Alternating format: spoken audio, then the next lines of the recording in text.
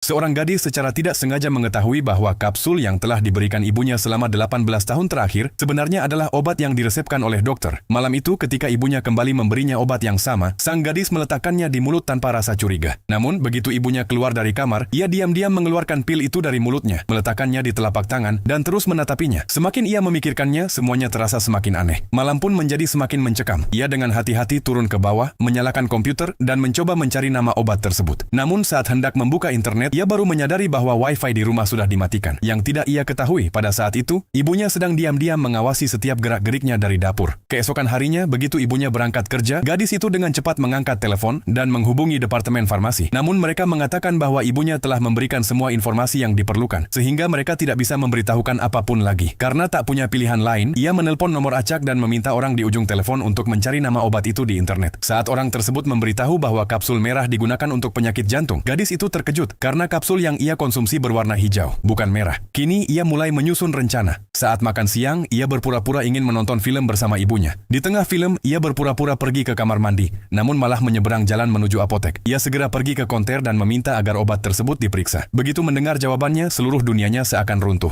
Kapsul hijau itu ternyata bukan untuk manusia, melainkan untuk hewan peliharaan. Obat ini perlahan melumpuhkan bagian tubuh bawah hewan. Tiba-tiba, ibunya datang dan langsung menyuntikkan sesuatu kepadanya. Ketika gadis itu terbangun, ia melihat makanan sudah disiapkan di atas meja. Ia berlari menuju pintu, namun pintu itu terkunci dari luar. Ia segera mengambil kunci dan mencoba membukanya, tetapi kuncinya tidak bisa diputar. Saat itulah ia sadar bahwa pintu memang sengaja dikunci dari luar. Ia membuka jendela dan mengintip keluar. Ia berpikir bahwa ia harus makan sedikit lebih dulu agar mendapatkan tenaga. Setelah itu, ia mengisi mulutnya dengan air, mengambil beberapa alat, dan perlahan-lahan keluar melalui jendela. Dengan sangat hati-hati, ia berjalan menuju kamar ibunya. Pertama, ia menggunakan solder untuk membuat lubang kecil di kaca. Lalu, ia menyemprotkan air dari mulutnya agar kaca tersebut pecah. Namun, begitu ia memasuki kamar, tiba-tiba ia mulai kesulitan bernapas. Serangan asma pun menyerangnya.